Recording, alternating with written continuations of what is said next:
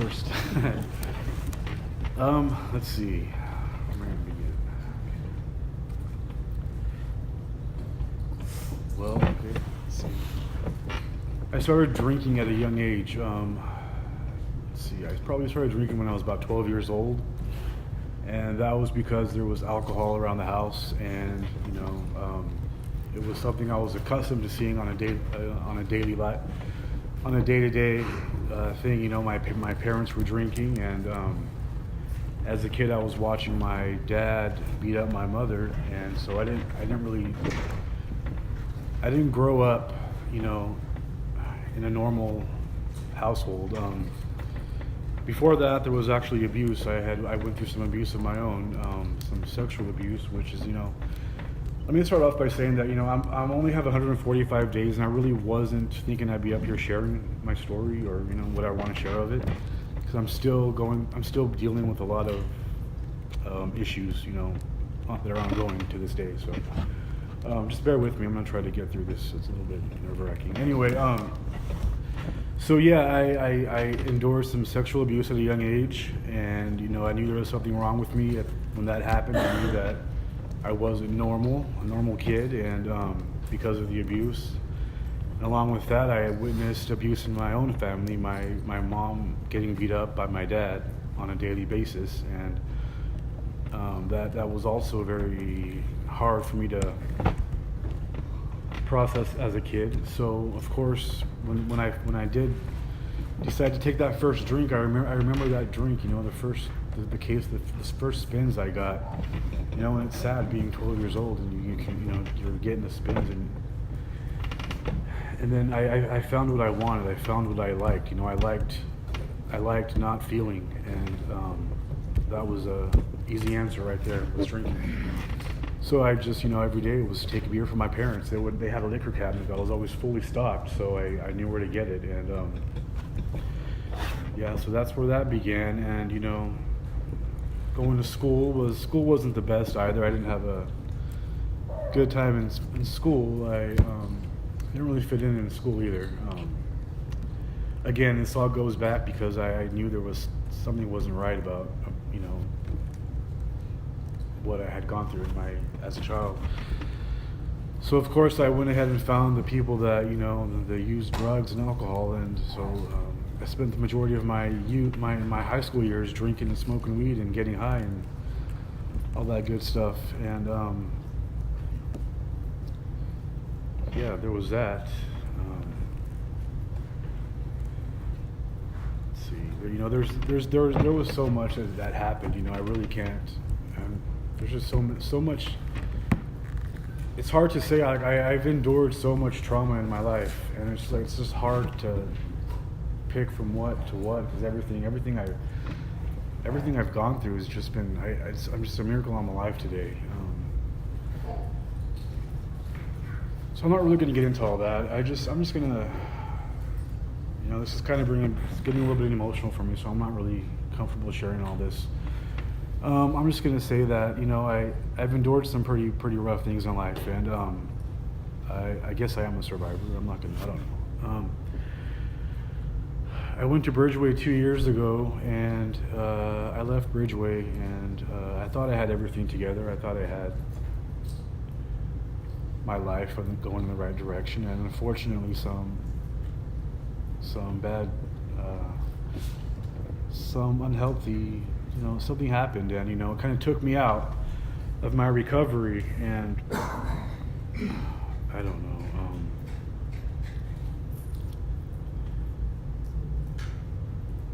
I don't know what to say right now. I'm kind of just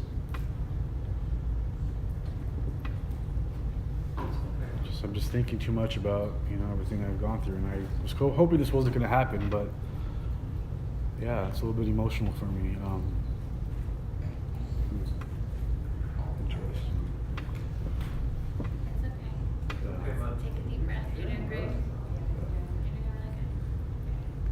Anyway, I'm just, I'm sober now. I just checked. I thought I had more clean time. I've only got it's 135 days, which is, that's.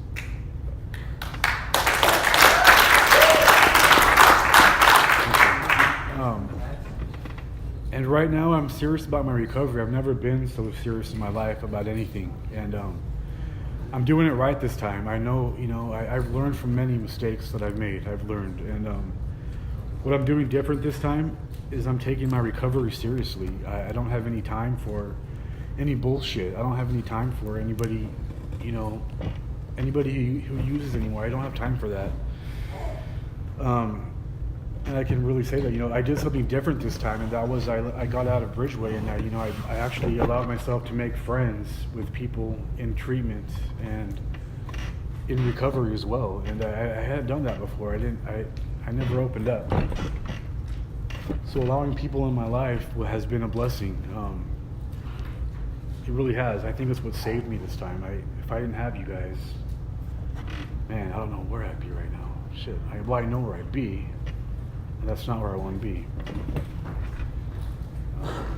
And like I said, I'm still fairly new at this recovery thing, and I'm doing it day by day. And I can tell you right now, I don't have any desire to use or drink at all.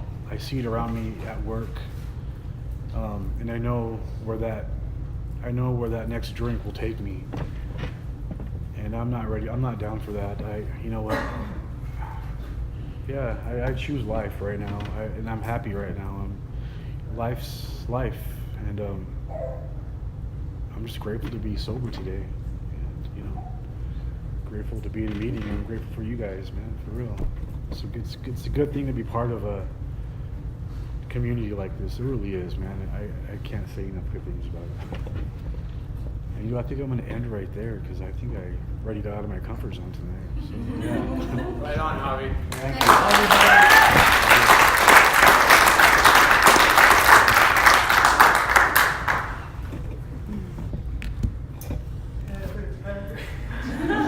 My name is Xavier. I'm an Javi, thank you. Thank you. And you're right, you only have 135 days free. And you've went through a hell of a lot of shit. I know what you went through. And I've been a part of your recovery. And what you do in art is the right thing. For a lot of us, being social is very difficult. I know it was for me.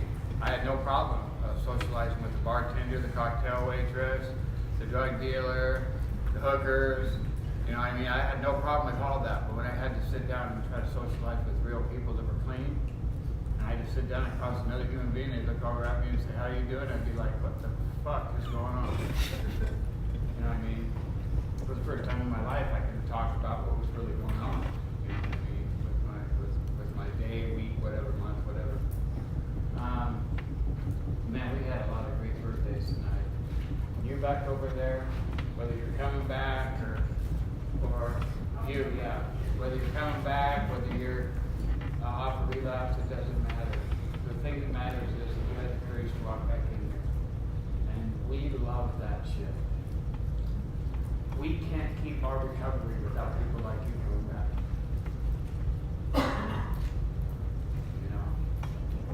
So congratulations to you.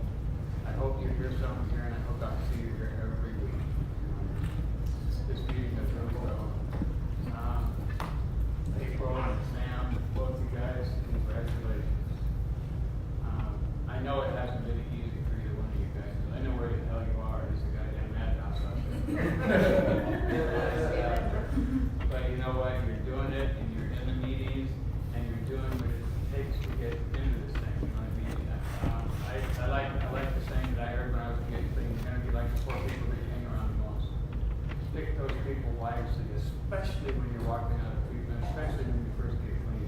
If you've got 4 people that you hang around with that are in recovery, you got this. If you've got one person that's on the fence or one person that uses a little bit once in a while, that's where you run into trouble. Because that one person that uses just a little bit once in a while, their life's good, they're like a normie, they drive a new car and they have a great job, but they use a little bit once in a while. The pull of that is 100 times stronger than the other 3 people that are in recovery. Pick 4 people that are in recovery. Hang around those 4 people every day. You know what I mean? You're not gonna get them all every day. You're gonna get one this day, maybe one this day. You might not see one for a couple of weeks, but make those your important people. I'm pretty excited about the HA convention. I haven't really got into hearing about it, but with all the stuff that people from what you and Clint said makes it sound pretty damn exciting. Is that the Hilton? Holiday Inn. It's gonna be at the Holiday Inn, the convention rooms there. Yeah. So that's pretty exciting. Might have to put my calendar for that. What better would there be than 300 or 400 or 600 heroin addicts in the same room? And you know what I got kind of excited about tonight coming down here was this girl behind me. You know what I mean? Been seeing her around here for a while now, and for any of us to come up on 2 years is a huge deal. Congratulations to you. And I'm thankful to be here to honor you tonight on your birthday. You know, you're a huge part of the recovery community. You're one of the people that I get to point out to these guys that are saying, I'm too tired to go to meetings and stuff like that. So, well, I don't know. These are just average people. You'll see them at this meeting, and then later on you see them at another meeting. And all week long we see them at any meeting we go to. You know what I mean? And that's the good shit right there. You know. See you everywhere. And it's good.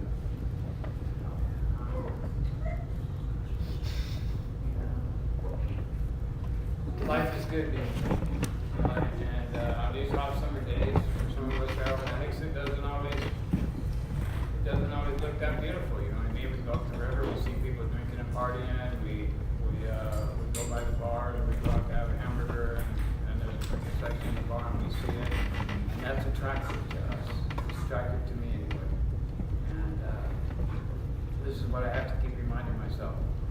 You know, for a lot of days now, I haven't had to wake up homesick. I haven't had to wake up thinking, how am I going to get my next high for the day? I haven't had to wake up worrying about where I was going to sleep that night. I haven't had to drive with a suspended license. I haven't had to, the most glorious thing of it all, I haven't had to wait on one motherfucker. I haven't had to wait on anyone to call me. I haven't had to wait on somebody to call. I haven't had to wait on anybody to show up. And I haven't sat in a fucking parking lot waiting for somebody. Something happened to me, I can't remember what it was in the last 2 weeks. And I had this, I had to go pick up some stuff for some clients, and I had to actually go someplace, and they told me I was going to have to wait. And I called my boss and I said, motherfucker, I got clean 6 years ago, so I didn't have to wait on you. I want a bonus. She LOL me. Just keep on waiting, they'll be back pretty quick.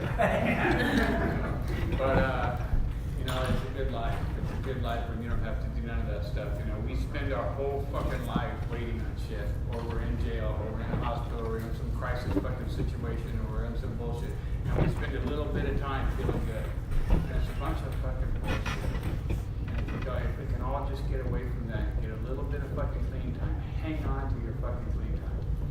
Hang on to it for your life. It means everything. Right, Jimmy? Thanks, Jimmy. I was there as well. This is my first time going to HA, so I didn't get one of those. That was one of the projects. To be honest, I wanted to start collecting something, you know. Congratulations. I was like,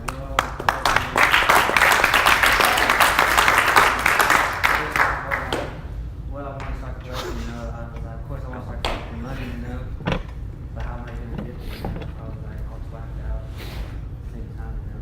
My mean. I mean, like, my girlfriend ain't going to pay for everything, you know. So, you know, I seen her cop low. You know, I was sitting there. No one I needed to step in. And me, my own type of guy would step in, you know, and not letting it happen, but I wasn't letting it happen.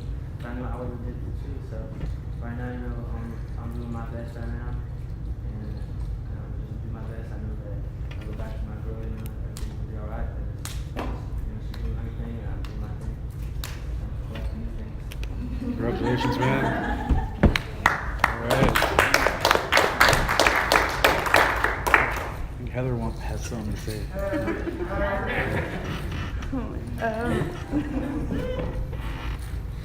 This shit scares the fuck out of me, so. I hate talking in front of people like I'm like, just keep going. Just keep going. So I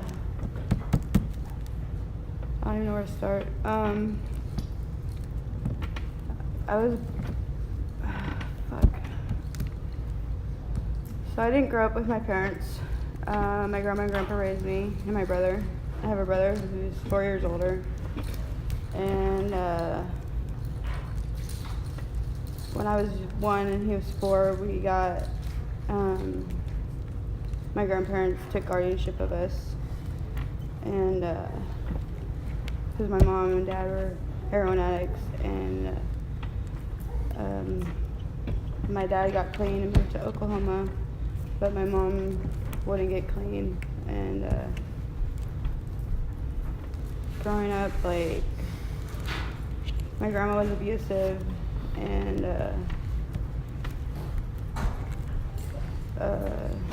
my grandma and grandpa fought a lot. And in '98, my grandpa died, and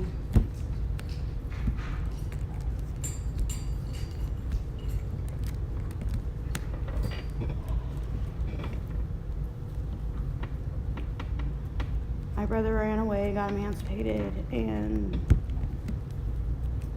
left me with my grandma.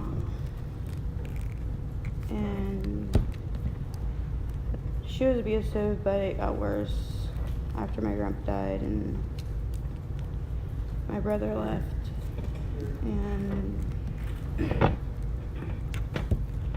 my brother went to Texas with my aunts and cousins and started getting in trouble and doing stupid shit. And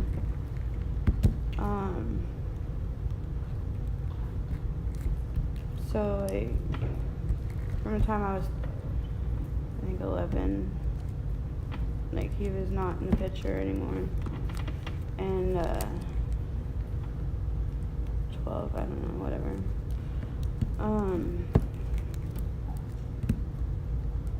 Yeah.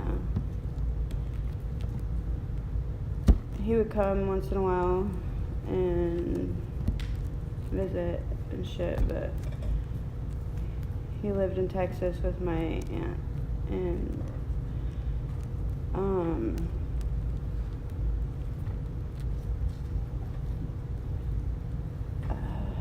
don't even know. So when I was 18, I moved out and moved to Oklahoma, and because I wanted to try to get to know my dad, and that was the wrong thing to do because he didn't want anything to do with me. And I started smoking pot and drinking when I went there, and that lasted just like 6 months, and finally I just didn't want to be there anymore, and I came back to California, or went back to California, and moved into my mom's house. She was in jail. She couldn't stay out of jail to save her life either. And so she was in jail, and she got out of jail, and started smoking meth with her. And well, I'd done it before with the neighbor girl, and first time I did it, and fucking loved it.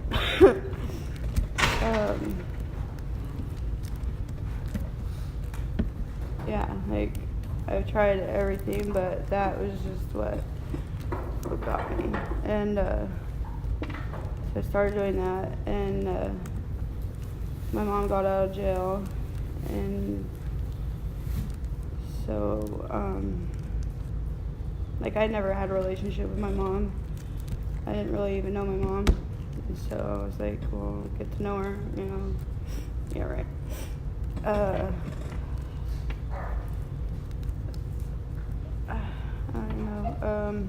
started doing stupid shit and met this girl who was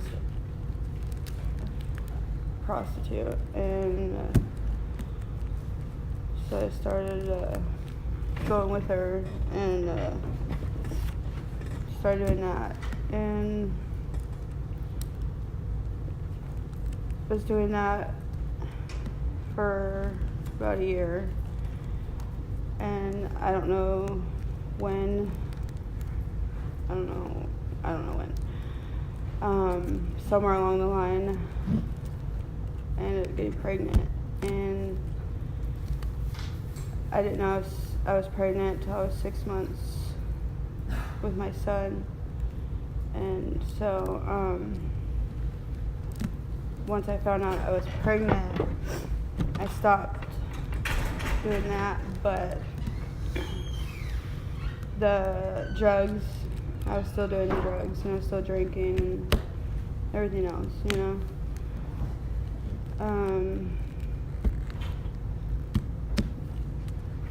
Up until the day I went into labor with him and went to the hospital, and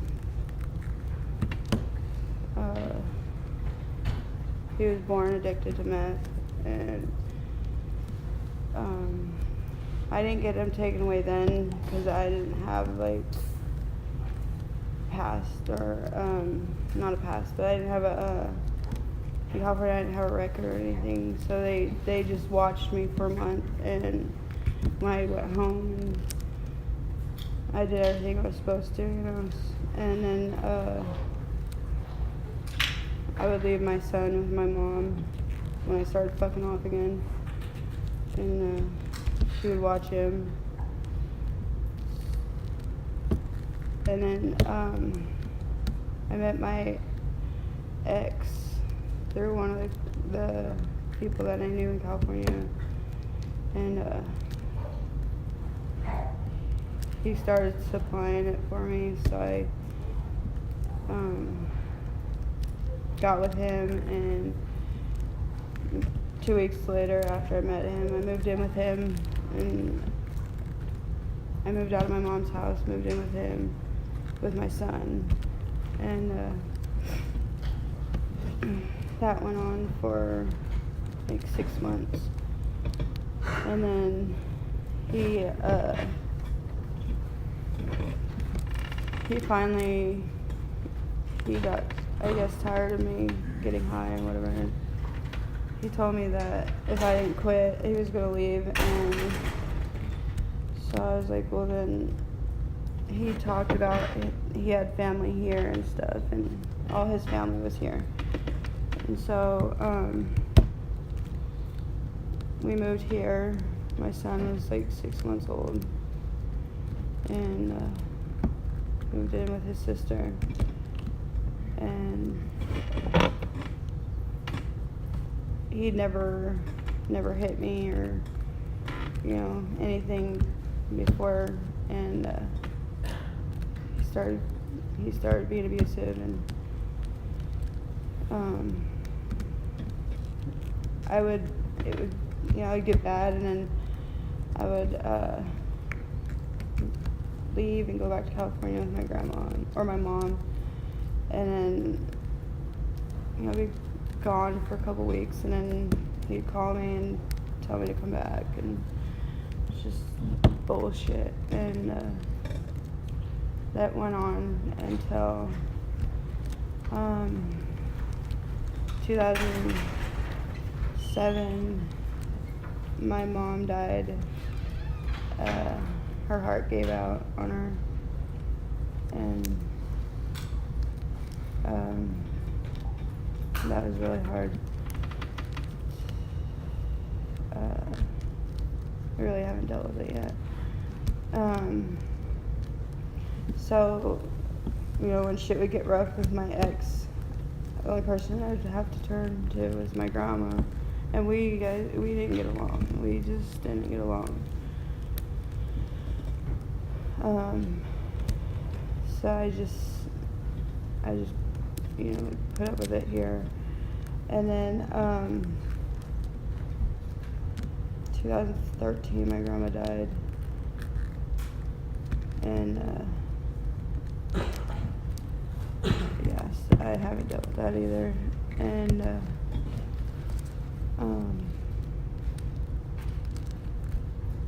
so pretty much it's just been on my own with my kids since, my grandma died. My brother's in prison for life for federal fraud. And they moved him multiple times. Right now he's in Arizona. We talk, but it's not the same.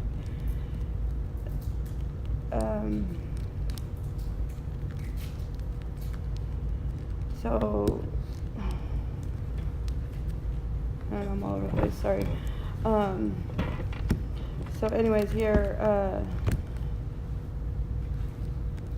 I started using again, and it didn't last very long that I was clean here. And the first time I got my kids taken away in 2013.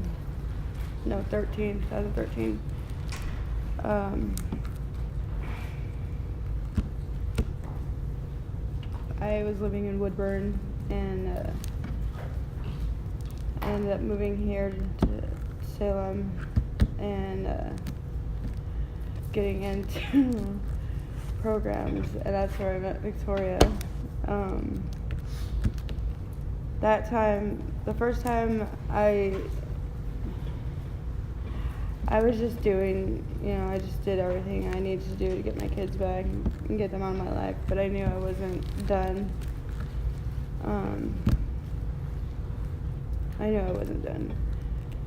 So I got my kids back, I got an apartment, I got them out of my life, and not even within 30 days of my case closing, I relapsed. And the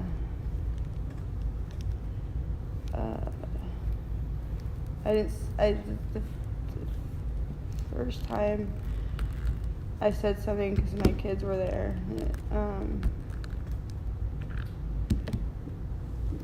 And I called my old caseworker and told her what happened, and she not open a case again, but watched me and stuff, and I didn't do it again. And then August 2015, my kids went to church camp with my church, and so I the whole time they were there, I was doing it. And when they came back, I made sure I was not doing it. And then that lasted until December of 2015, and then 2015 I did it again, and it was fucking on. And immediately I was doing fucking stupid shit, and so from December to May, I was getting high, and May 26th, I fucking got caught up and lost my kids again, and caught a charge this time, and that's when I knew I didn't want the charge on my record, so I talked to my lawyer about what I could do to get it off, and he told me about drug court, and so I got into drug court. I got an amazing caseworker through drug court. I'm so grateful for it.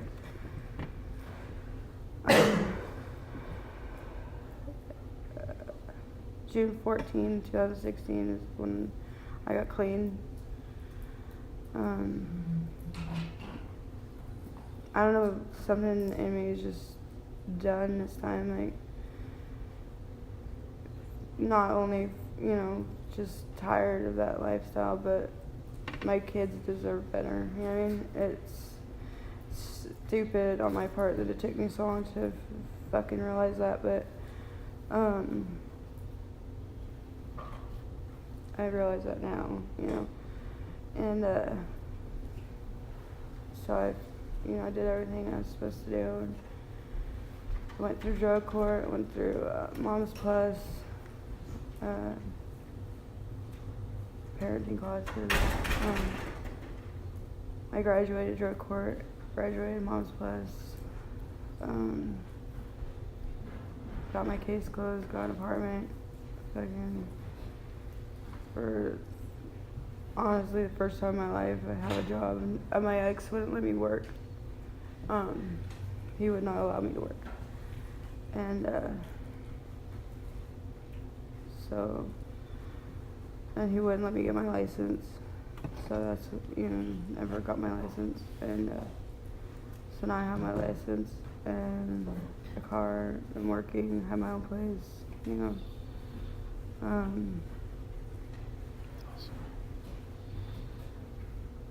My kids are, my daughter, she's okay. Both my kids are good kids. I'm not gonna say that. Both my kids are good kids, but my son, my son is, oh my god.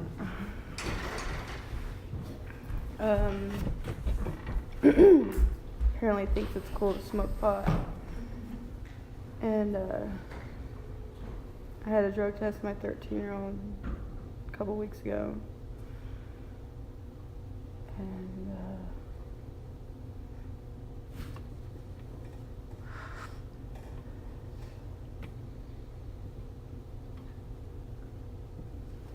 he was dirty for pot.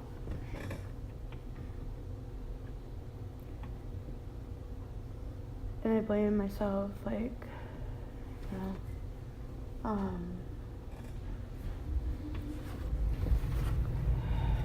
already know, he's gonna go, he's gonna do it, what he wants, he's gonna do stupid shit I did. But I just keep,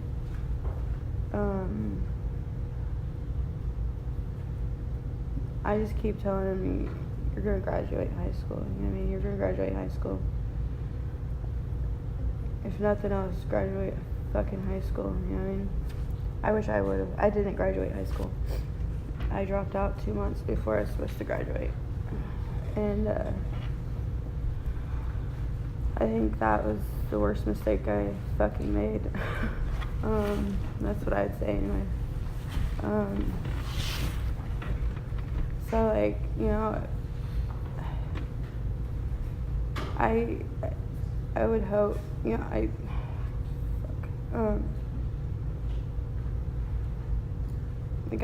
I was growing up and shit, I always told myself I'm never gonna turn out like my parents, never gonna turn out like, fuck me, I did, fuck. Everything they were, I turned out to be, so it's like, I don't know where I was going with that. Part of me says that, part of me knows already that my son's gonna go down that road. But if I can, I can help it in any way. I hope he doesn't, but I don't know anyway. My kids are good kids. They just fucked up life, and all I can do is change that now, and that's what I'm trying to do. It's fucking hell, but I wouldn't trade it for the world.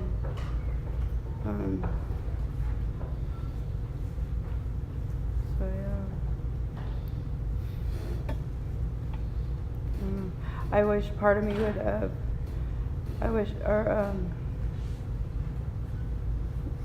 it's hard for me to talk to my brother in prison because I don't get why he couldn't change, I guess. I don't know. He has a daughter 4 days younger than my son, and he hasn't got to see her grow up. He hasn't got to be a part of her life, and I'm just, you know, I mean, I'm not perfect in any way. I fucked my kids' lives up, you know what I mean? But I'm just like, I don't know, makes me, I don't know, it hurts, I guess, that he couldn't open his eyes, like, I don't know, anyway, yeah, if it wasn't for amazing people in my life and the support that I've had, this last time my kids went to foster care, they went to an amazing home, and immediately the foster parents made me part of their home, and I think that's what saved my life this time too, is just having that support, and because I didn't have anybody, and she's like a second mom to me, and whenever I need help or I'm about to fucking lose my shit with my kid, I call her, and she comes over and helps us through it, and I didn't have that before, and so I know that's another thing that kept me going. And then just, drug court. Drug court is what I needed to.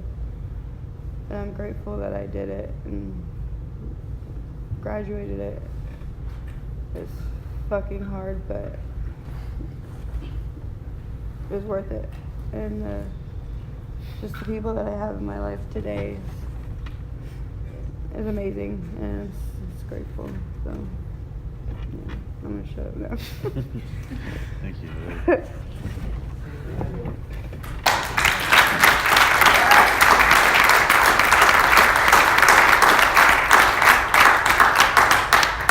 I'm Bill Addick. Hey, Bill. Congratulations, newcomer.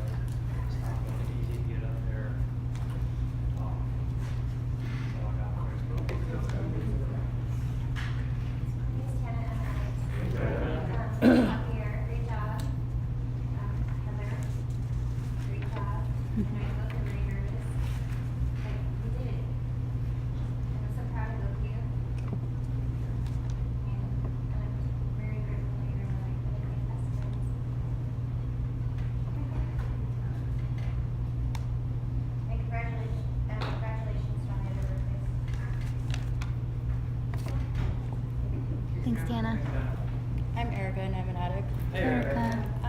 I just want to tell you, like Heather, like when I was going through it right at my beginning, I just want to tell you thank you, because you're one of the main people that like always made sure you gave me a hug and always told me how happy you were to see me, and it was people like you and Tana that like really welcomed me into the program and made me feel like, like you guys just made me feel so good every time I seen you, and you guys had such words of encouragement, and like I knew you guys had both gone through drug court, and you guys made me feel like it was possible. So I just want to tell you both congratulations and love you both. Thank you guys. Thank you. I'm Heroin. My name's Clint. Hey, Clint. I can always hear I have a sponsor named Rex Lyons, And every time that he comes to a birthday meeting, he says, "Happy fucking birthday." You know what I mean? And I mean that sincerely, man. That's big shit. It's awesome that we're able to show women around here that women can stay clean. That's huge. You know what I mean? There's the statistics are real that people don't stay here. You know, and to have a woman that stays for 2 years, that's amazing. And so I'm really proud of that. That's great shit. Everybody else in the room that took key tags, you're on something huge. Stick around people that are just like you. You know what I'm saying? Stick with the people that are doing the same things that we do here. And again, thank you for welcoming me down here in Salem, because it's kind of weird to get down here in Salem. I feel kind of lonely. But on the other side of the stick, no, I don't, because you know what? You guys are all family, just the same down here as we are up there. You know, Portland. So, and both you two men, thank you. You guys both did an amazing job, and thank you. I mean, I know that sitting up there is tough. You know what I'm saying? And especially when, for you, going through some emotional things that we're not wanting to talk about right now. I get it. You know what I mean? And for you to be so nervous, you know, I get it. But both of you did an amazing job, and thank you. So that's all I got. Thanks, Glenn. I'm just Heather, I'm an addict. I just Hi, want Javier. to say everybody happy birthday, just wanted to points. But Dana, happy birthday during 2 years. So proud of you. Thank you. My name's Gabriel. Gabriel. Happy birthday to everyone who took a key tag. Awesome. Tana, 2 years, what the heck? Amazing, good job. Congratulations. Javier and Heather, geez, this is a huge stepping stone for both of you guys. I've been in numerous meetings with you guys. Just to hear you guys talk is kind of refreshing, because I've heard Javier a few times, but Heather, you've been holding back a little bit. That's awesome. You came out, you were kind of, in a way, vulnerable to yourself, which is kind of cool. So that's a stepping stone, I tell you what. I think it's going to do big things in this program. Just stay around, just keep doing what you're doing. You know, I can't really relate too much with what you guys have, but you guys have crazy ass stories. You guys have been through some shit, I'll tell you that much. Some real shit there. But I appreciate you guys doing this today and being of service. That's all I got. Thanks, Gabriel. My name's Amy. I'm a heroin addict. Tana, congratulations. Like, it's so crazy because we started this journey together in drug court, and you're so special and such an inspiration, and so blessed to have you in my life. You're just such a light, and I just love you. Absolutely. You're good to everybody. And Heather, to watch you grow, like doing your little shy shirt stuff. Shit, I ain't talking. Oh my gosh, I remember that in drug court. But what's amazing is this long gap, you sitting up there, like, I don't care how quiet or whatever, dude, you talked. Like, you went through and you freaking did it. Because in drug court, like, just the growth that we see, because I don't think we really realize, you know, you just keep moving through life, doing your function. You don't realize, like, how much you've grown and where you've been. And to see that, like, I'm just stoked. Like, you talked and you didn't, like, hide, and you actually finished. I'm really proud of you, Heather. And Javi, it's so nice to see you here, too. You guys are adorbs. Thank you. Thanks, Amy. My name's Victoria, and I'm an addict. Hi, Victoria. Congratulations to everyone who took a key tag. Newcomer. And Kiana, you're amazing. Good job, Javier and Heather. Heather, seeing you from 2013 to today. The first that you came in when I met you, who you are today is growth. It's a lot of growth. Not only have you grown in your recovery as a person, but as a mom. I've seen you ask the questions, get out there and work for the resources, and what you're going through right now you will get through because you know what to do. You always have.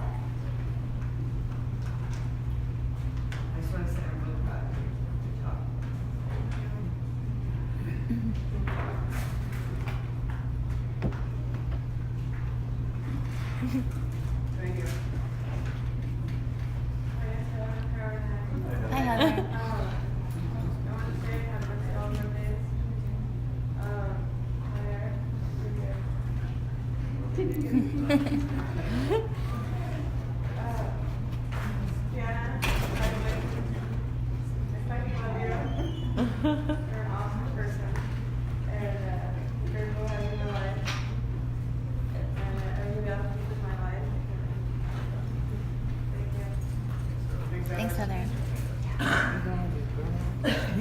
Yes, you'll never catch me speaking on video again.